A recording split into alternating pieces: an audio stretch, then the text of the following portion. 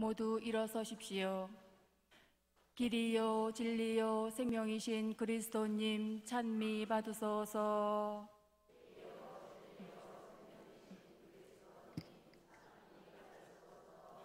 주님이 말씀하신다. 나는 세상의 빛이다. 나를 따르는 이는 생명의 빛을 얻으리라.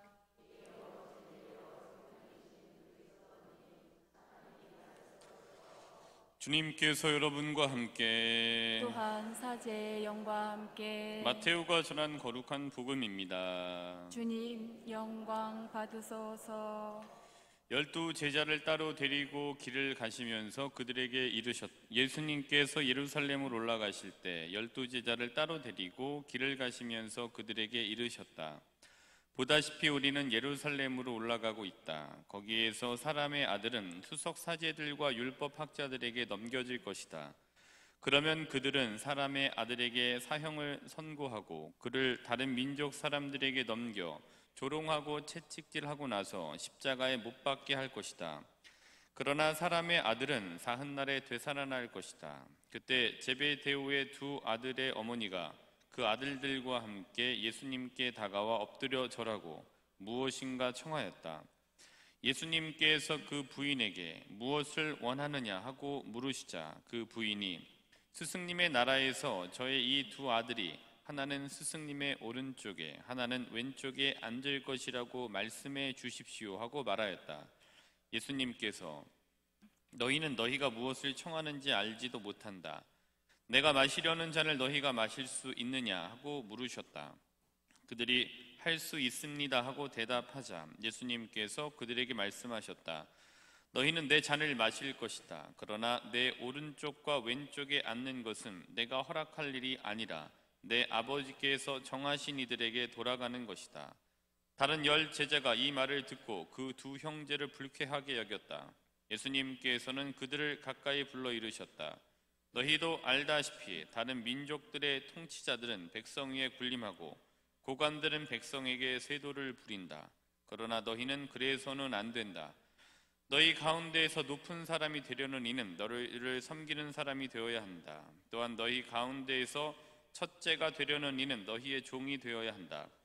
사람의 아들도 섬김을 받으러 온 것이 아니라 섬기러 왔고 많은 이들의 몸값으로 자기 목숨을 바치러 왔다. 주님의 말씀입니다. 그리스도님 찬미합니다.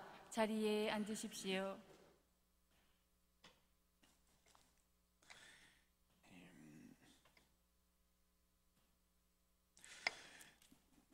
군대 갔는데 이제 한 선임이 있었어요. 저보다 좀 군대 먼저 온 거죠. 동갑이었는데. 근데 그 선임이 얼마나 자질구레한 것까지 다 시키던지 정말 진짜 너무 열받았었어요. 예. 자질구레 아니 선임이니까 제가 다 하죠. 예, 이렇게 해서 뭐 해라. 당연히 하죠. 이것도 하고 이것도 정리하고 바닥도 쓸고 그다음에 뭐 침상도 정리하고 다 하죠. 근데 이 자식이 다 시키는 거예요. 다. 또 뭐 다쳤어요. 이렇게 다쳤다고 했더니 물 떠와라, 비누 가져와라. 이게 진짜 한두 번이 아니라 이게 계속 되니까 좀 미치겠는 거예요. 얘. 지 할 일 지가 해야 되는 거잖아요. 빨래 가져와라, 뭐 PX 가서 뭐 사와라. 지가 갈 수가 있어요. 그럼 지가 할 일은 지가 해야 되는 거지. 그래서 결국에는 그렇게 되니까 선임이고 뭐고 간에 근데 하도 오래 그게 되니까 선임이고 뭐고 간에 뭐 너무 싫어가지고 나중에 말을 안 들었어요. 예. 갖고 오라 그러면은 하실 수 있으니까 직접 하십시오. 그리고 이제 제가 밉상이 된 거죠. 그래도 안 했어요. 예. 그래서 아니 자기가 뭘 하면 모범을 보여야지. 선임이 먼저 와서 임무를 맡은 사람이 선임인데 그 사람이 지는 안 하고 그냥 후임한테 죄다 자기 그냥 사사로운 것까지 팬티까지 다 시키니 이게 말이 안 돼갖고 나중에 결국에는 그 선임은 다른 후임들로부터 마찬가지로 그렇게 무시를 당했어요. 지 할 일을 지가 안 하니까. 그다음 지가 뭐 하려면 뭘 보여줘야 되는 건데 하지 않으니까 결국에는 그 권위나 이런 것들이 없죠. 예. 그래서 이제 결국에는 이제 많은 후임들로부터 인정도 받지 못하고 이렇게 됐어요. 근데 이제 저는 이제 또 다른 임무가 있어서 그 부대에 조금 짧게 있다가 다른 부대로 이동을 했는데 거기 갔는데 후임이 있었습니다. 근데 얘는 전에 있던 부대 선임하고는 완전 반대예요. 후임이지만 지가 다 해요. 먼저. 예. 먼저 다 하니까 제가 뭐라고 할 수가 없어요. 그래서 이제 군대 가면 이제 이렇게 사격을 해요. 그럼 이제 사격 옆에다가 탄피가 떨어져요. 그럼 이제 탄피를 또 주워야 돼. 그게 일이에요. 그러니까 탄피 바지를 이렇게 만들어 이렇게 있어요. 그래서 총을 쏘면 총을 쏜 탄피가 여기로 툭 떨어지게 돼서 이제 탄피를 이제 많이 찾을 필요가 없게 되어져 있는 거죠. 근데 이제 저희 중대 그 탄피 바디가 낡아갖고 다 떨어졌는데 이 녀석 그거 만들기 되게 힘들거든요. 쇠로 해갖고 거기다가 헌 거 끼우고 총에다 다 맞춰보고 해야 되는데 그거를 혼자서 몇십 개를 일주일 동안 거의 뭐 지가 해갖고 다 만들었어요. 그래서 참, 야, 대단하다. 진짜. 후임이지만 진짜 제가 존경했었어요. 자기가 뭐 시키고 하면 자기가 또 같이 다 해요. 그러니까 선임이지만 시키기도 부담스럽고 나도 해야 되고 이렇게 했던 기억이 좀 있었습니다. 그래서 사람이 뭘 시키려면은 먼저 해야 되겠구나, 움직여야 되겠구나, 그래야 권위가 있는 거고, 그래야 또 이러저러한 움직이게 하는 추동할 수 있는 원동력을 이렇게 제공하는구나라는 생각도 좀 그 후임 보면서 많이 생각했고, 그 선임 보면서 저렇게 되지 말아야지라는 생각도 많이 하게 됩니다. 어쨌든 둘 다 좋은 예, 나쁜 예이긴 합니다만은 좋은 예이든 나쁜 예이든 다 저한테는 도움이 됐던 일이었던 것 같습니다. 그래서 여기 계신 우리 신자분들도 누군가에게는 웃 어른이시잖아요. 또 어떤 자리에 가셔서는 리더이시기도 한 거고, 또 어떤 자리에 가셔서는 대표이시기도 하고, 그런 자리가 혹이 없더라도 부모라는 자리는 그렇게 뭔가 먼저 보여야 되는 자리이니 그거를 놓고 봤을 때 누군가 이제 먼저 뭔가를 보여야 되는 자리에 계시는 분들이라고 생각이 듭니다. 근데 저도 뭐 마찬가지인 거고요. 제가 말만 하고 또 안 하면은 이게 티가 안 나겠습니까? 다 티가 나죠. 어쨌든 최대한 우리가 그렇게 완벽하게 할 수 없지만 거기에 이제 가까이 가려고 하고 그렇게 하려고 하는 횟수가 늘어나는 게 굉장히 고무적이고, 그렇게 이제 가는 게 가도록 해야 되는 거죠. 완벽하게 뭐 그렇게 할 수는 없지만 최대한 그렇게 하려고 할 때 어떤 자리에 있는 사람이라면, 어떤 자리에서 그걸 대표해야 되는 분들이라면, 누군가를 이끌어야 되는 분들이라면 이끌고 따라오게 만들 때 그게 힘이 될 수 있는 것 같습니다. 그래서 오늘은 이런 맥락에서 드리고자 하는 말씀은 신범이라는 거예요. 신범. 그래서 이제 신범은 제가 요즘 이렇게 책을 보는데 우연찮게 좋은 책들을 많이 골랐어요. 그래서 책을 책 페이지가 줄어드는 게 아까운 책들이 굉장히 많이 골라서 너무 좋은데, 근데 거기 보면은 이런 이제 신범이라는 얘기가 있습니다. 그러니까 자기 몸 심자에 모범범 이렇게 되어져 있는 거예요. 그러니까 자기 몸으로 먼저 모범을 보이는 게 신범이에요. 그래서 이제 이거를 이제 이 신범이라는 거를 가지고 저희가 이제 오늘 복음 말씀 한번 보도록 하겠습니다. 오늘 이제 복음 말씀을 보면은 마태복음 20장 17절부터 28절이에요. 그래서 이제 복음을 이제 한 절절히 한번 이렇게 보도록 하겠습니다. 마태복음 20장 17절부터 28절.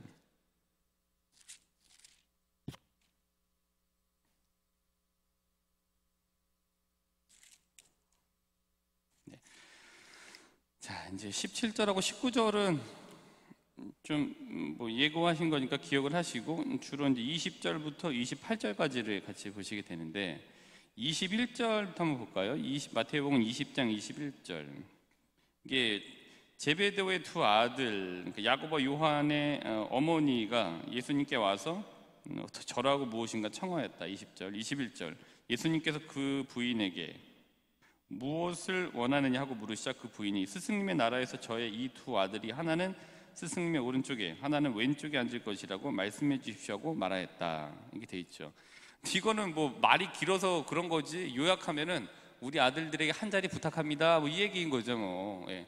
그래서 오른쪽 왼쪽에 있는 거는 뭐 특별한 사람이 오른쪽 왼쪽에 있는 거잖아요. 그러니까 우리 아들들이 좀 특별한 자리에 앉을 수 있도록 좀 한 자리 좀 부탁합니다 라고 얘기를 한 거죠. 근데 오른쪽 왼쪽이라고 한다는 건 굉장히 특별한 자리이죠. 근데 사실 이렇게 보더라도 자리에 따라서 자리가 힘이 돼요. 그 자리가 이제 권력이 되기도 해요. 그러니까 이 굉장히 특별한 자리에서 좀 특별하게 이 두 아들들은 한 자리 좀 부탁한다라는 얘기를 이제 그 야고보와 요한의 어머니가 이제 얘기를 하죠. 근데 이분은 청탁의 기본 자세가 안 돼 있습니다. 청탁을 할 거면 뭐라고 들고 와야지 그냥 와갖고 넙죽 절만한다고 되는 게 아닌 거잖아요. 봉투를 들고 오든 아니면 뭐를 들고 오든지 간에, 가지면 조건을 들고 오든지 간에 이렇게 했어야 되는데 오자마자 한 자리 부탁합니다 라고 얘기를 했어요. 21절.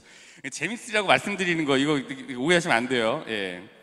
그다음에 22절을 이제 넘어갑니다. 근데 어쨌든 예수님께서 이제 22절을 이제 보면은 너희는 너희가 무엇을 청하는지 알지도 못한다. 내가 마시려는 잔을 너희가 마실 수 있느냐고 물으셨다. 그들이 할 수 있습니다 대답하자 쭈쭈쭈쭈 얘기를 합니다. 그러니까 봉투를 들고 왔든지 간에 아니면은 들고 오지 않았든지 간에 예수님께서 해야 할 말을 하셔야 되는 거잖아요. 그래서 이제 이 말씀 또 요약해 보자면은 22절부터 이제 내가 마시려는 잔을 너희가 마실 수 있겠느냐라고 한다라는 거는 이거잖아요. 니네 이제 그 자리에 앉으면 니네 그 자리에 맞는 대가를 치러야 되는데 대가를 치를 준비가 돼 있는 거야? 이제 이 말과 다름 아니라고 보여지는 거죠. 그래서 오른쪽에 앉든 왼쪽에 앉든 그 자리에 앉으면은 거기에 감당해야 되는 대가들이 있는데 가능하겠어? 라고 이제 얘기를 23절까지 쭉 진행이 되죠. 그런데 이제 24절을 봤더니 다른 10제자가 이 말을 듣고 두 형제를 불쾌하게 여겼죠.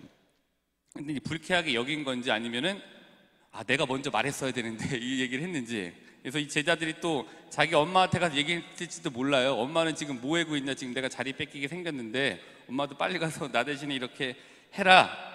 다른 제자들의 엄마들이 나중에 왔었을지도 몰라요. 그 얘기는 안 나왔는데 다른 제자들의 엄마들이 올판인지도 몰라요. 24절에 어쨌든 그렇게 전 이제 생각을 했습니다.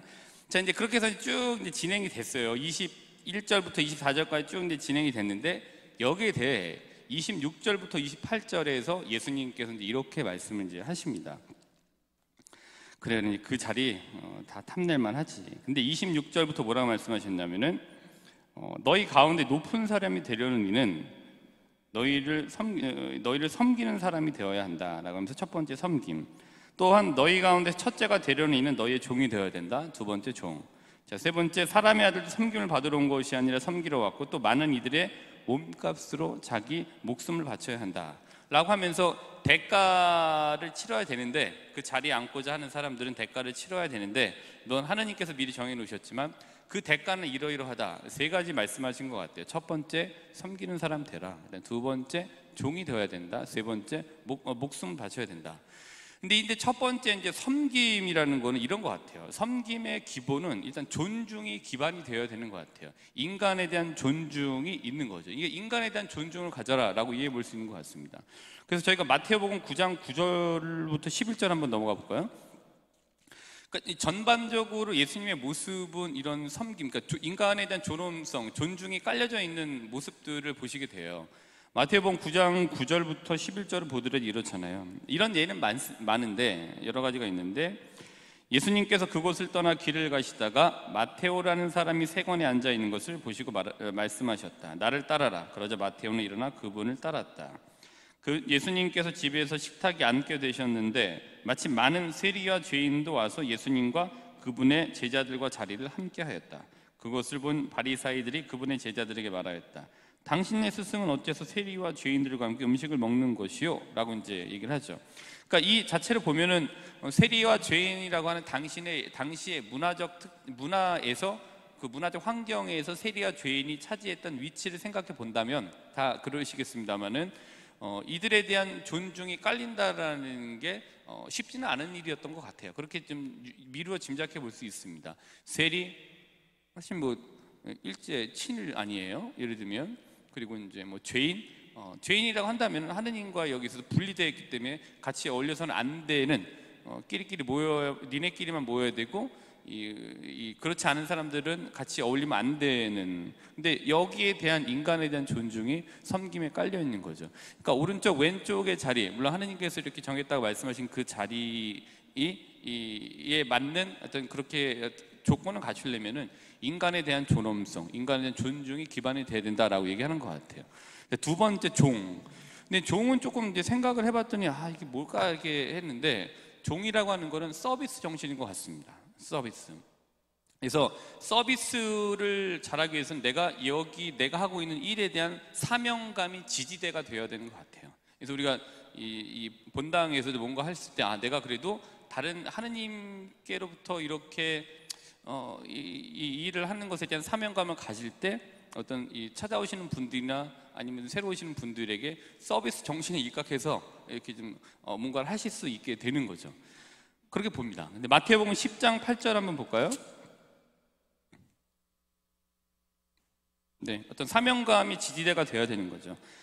앓는 이들을 고쳐주고 죽은 이들을 일으켜 주어라. 나병 환자들을 깨끗하게 해주고 마귀들을 쫓아내어라. 너희가 거저 받았으니 거저 주어라. 내가 그래 하느님께로 받았다. 내가 하느님의 일을 하는구나. 그러나 그 하느님께로부터 이런 걸 받았구나라는 이 사명감이 지지자가 됐을 때 이런 서비스 정신, 종으로서의 역할을 좀 수행할 수 있겠다라는 걸로 좀 이해를 해봤습니다. 자, 세 번째 이제 목숨인데요. 이건 사실 굉장히 좀 신념인 거잖아요. 목숨 바친다. 굉장히 확고한 신념, 그리고 거기에 이제 투신하겠다라는 이런 결의들이 여기에 이제 목숨을 바치는 거에 같이 있는 것 같습니다. 근데 이제 이런 정도로 확고함이 있어야 된다. 여기에 대한 하나님께 대한 신념이 확실해야 된다. 여기에 그리고 내가 헌신하고자 하는 확고함이 있어야 된다라는 게 이제 목숨과 연관되어져 있는 것 같습니다. 그래서 마태복음 16장 24절부터 25절을 한번 봤어요. 이런 신념이겠죠.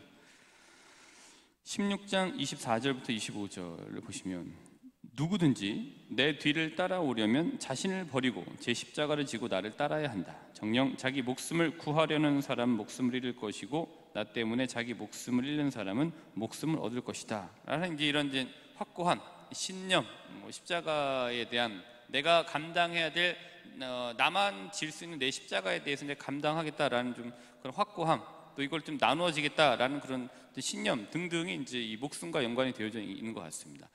근데 이제 이렇게 세 가지를 한번 나름대로 연결해서 말씀드렸는데, 섬김과 종이 되고 목숨을 바친다라는 것, 이제 이게 어떤 걸로 요약할 수 있냐면 앞서 말씀드린 바와 같이 신범으로 되는 것 같습니다. 이런 이제 모범이 되는 거잖아요, 사실. 그러니까 신범은 어떤 거냐면은 이제 인재를 기용하는 방법 중에 하나로 소개하고 있는 게 신범이에요. 그래서 이제 이렇게 얘기를 합니다.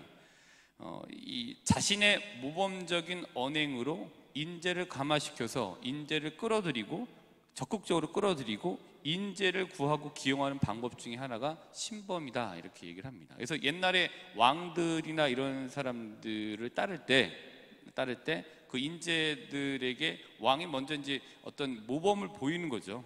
그거를 통해서 네, 저 사람 저 군주를 따를만 하구나라는 생각을 가지고 따르게 되는 거죠. 그러니까 이게 보여줌으로 인해서 인재들을 끌어모으는 방법을 이제 신범이라고 얘기를 하고 있습니다.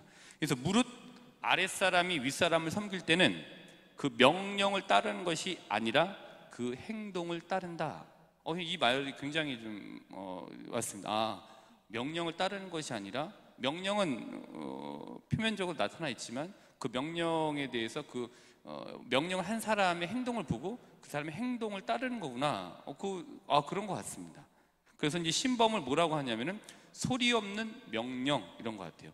그러니까 전체적으로 복음에 나오는 예수님의 모습은 사실 신범이죠. 소리 없는 명령이라고 해야 되나? 소리 없는 흐름, 소리 없이 어떤 흐름을 탈 수 있게 자발적으로 탈 수 있게 만들어 주시는 거죠. 그 모습을 보고 예수님의 제자들이라는 인재들이 기용이 된 거고 또 인재로 키워지게 된 거죠. 그게 이제 신범인 것 같아요.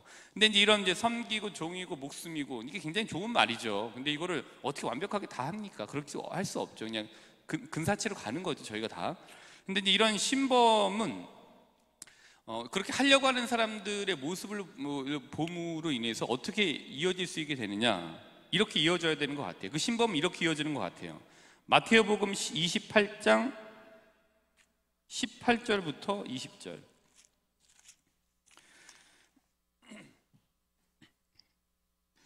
나는 하늘과 땅의 모든 권한을 받았다. 그러므로 너희는 가서 모든 민족들을 제자로 삼아 아버지와 아들과 성령의 이름으로 세례를 주고 내가 너희에게 명령한 모든 것을 가르쳐 지키게 하여라. 보라, 내가 세상 끝날까지 언제나 너희와 함께 있겠다. 그러니까 이 세례, 신범으로 세례에 대한 권면이 이루어졌을 때 오래 가는 것 같아요. 그래야 오래 가지. 막상 오라고 해서 왔더니 오라고 했던 사람에게서 신범은 찾아볼 수가 없고, 오히려 신앙이 없는 사람들보다 더한 것 같은 모습을 보면 왔다가도 이제 뭐 안 오게 되겠죠. 그래서 섬기고 종이 되고 목숨이 같은 이런 것들을, 이제 이런 자세들을 가지고 있는 신범을 보일 때 세례로 이어질 수 있게 되는 것 같아요. 그래서 여러 차례 말씀드렸습니다만은 가갖고서 문 두드려 갖고 문 열어라, 이제 냉담하면 안 된다라고 하는 게 아니라, 여기에서 사는 신범을 통해서 자발적으로 오게 해야 그게 오는 거지. 문 두드려 갖고 순교 정신을 문 두드려서 안 열어주는 거를 갖고 열게 하리라는 사명감을 가지고 갖고 싫어 죽겠는데 안에서는 자꾸 찾아갖고 문을 두드리면 그게 제대로 되겠습니까? 옛날에는 그렇게 됐는지 몰라요. 그러나 지금은 어려운 방법인 것 같아요. 그래서 신범을 통해서 봤더니 저 사람이 저렇게 하는구나, 저 사람 참 봉사하면서 재밌게 하네, 봉사하면서 좀 바뀌었네 라는 신범이 될 때 문을 자발적으로 열고 물어보게 되는 거죠. 예. 근데 이제 신범은 없고 그냥 말만 이렇게 해갖고서 왔더니 바깥에 있는 사람보다 더한 것 같다라는 생각이 들면 왔다가 뒤로 돌아서 집으로 가게 되는 거죠. 그게 좀 어려운 거예요. 사실 물은 누군가에게 이야기를 하고 누군가에게 뭔가를 말해야 되는 위치에 있는 사람이 어려운 일이지만, 그거를 통해서 또 얻게 되는 것들이 많아요. 예. 사람을 얻게 되는 거죠. 사실 세례라는 거는 하느님의 사람을 얻게 되는 것과 다름이 아닌 거죠. 근데 그런 모습을 보면 성경 한번 우리가 찾아보면은 모세를 한번 보면요, 모세는 여러 가지 일들이 있었지만 모세를 통해서 우리가 신범 볼 수 있는 것들이 탈출기 통해서 많이 볼 수가 있습니다. 신명기까지. 이 탈출기 14장, 탈출기 14장 15절부터 31절까지인데, 이제 그건 이제 집에 가서 쭉 한번 읽어보시고, 탈출기 이제 14장부터 31절, 14장 15절부터 31절까지의 내용은 이제 홍해 바다를 이제 건너게 되는 거예요.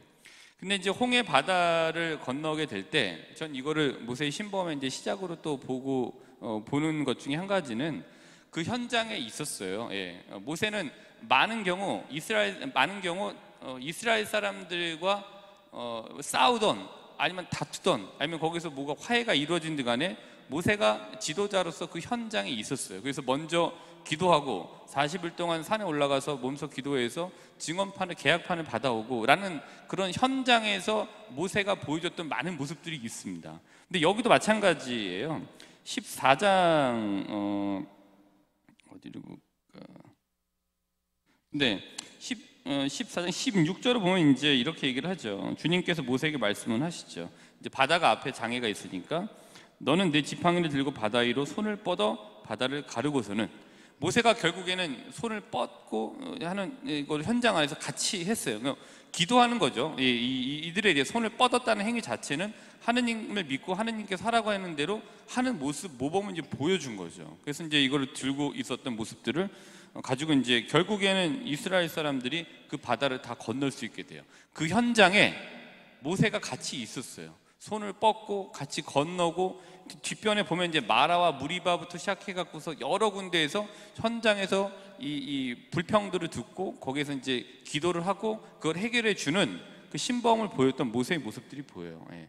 그래서 이제 이런 칼렙과 또 여호수아와 같은 그 인재들이 모세를 따랐던 거죠. 후반기 민수기에 보시면 아시겠습니다만은, 소리 없는 이런 이제 모범들이, 이런 모세의 신범이 소리 없는 명령, 또 때로는 소리 없는 흐름과 같은 거를 역할을 해줬다고 봅니다. 근데 반면에 좀 여기에 이 모세와는 좀 대척적으로, 모세는 좀 반대로, 아니 모세는 좀 이렇게 좀 모세는 좋은 예이잖아요. 근데 진행 자체가 굉장히 나중에는 좋지 않았던 예로서는 솔로몬을 볼 수가 있습니다. 망가진 신범인 것 같아요. 저는 그렇게 제목을 붙였는데, 열왕기 상권 11장 1절부터 13절, 열왕기 상권 11장, 그러니까 말씀드렸던 구절들은 집에 돌아가셔서 제가 말씀드린 주제와 함께 자기화를 시키셔서 이해하시면 좋겠습니다. 열왕기상권 11장 1절부터 13절. 이제 솔로몬이 하느님에게서 돌아서다라는 이제 이 단락이에요. 이제 11장 1절부터 3절을 보시면은 얼마나 많은 후궁들과 얼마나 많은 이제 일들이 있었는지를 짐작하게 하는 이야기들이 이제 11장 1절부터 3절까지 나오고, 결국에 이제 이 11장 4절을 보면은 솔로몬이 늙자 그 아내들이 그의 마음을 다른 신들에게 돌려놓았다. 그의 마음은 아버지 다윗의 마음만큼 주 그의 하느님께 한결같지는 못하였다. 그래서 이걸 읽으시고 9절부터 보시면 11절까지 보시면은 주님께서 솔로몬에게 진노하셨다. 그의 마음이 주 이스라엘의 하느님에게서 돌아섰기 때문이다. 그분께서는 그에게 2번이나 나타나셔 이런 일, 곧 다른 신들을 따르는 일을 하지 말라고 명령하셨는데도 임금은 주님께서 명령하신 것을 지키지 않았다. 결국 이제 뒷번에 이러면서 내가 반드시 이 나라를 너에게서 떼어내어 너희 신하에게 주겠다. 뭐 이렇게 하느님께서 의지를 이제 천명하시죠.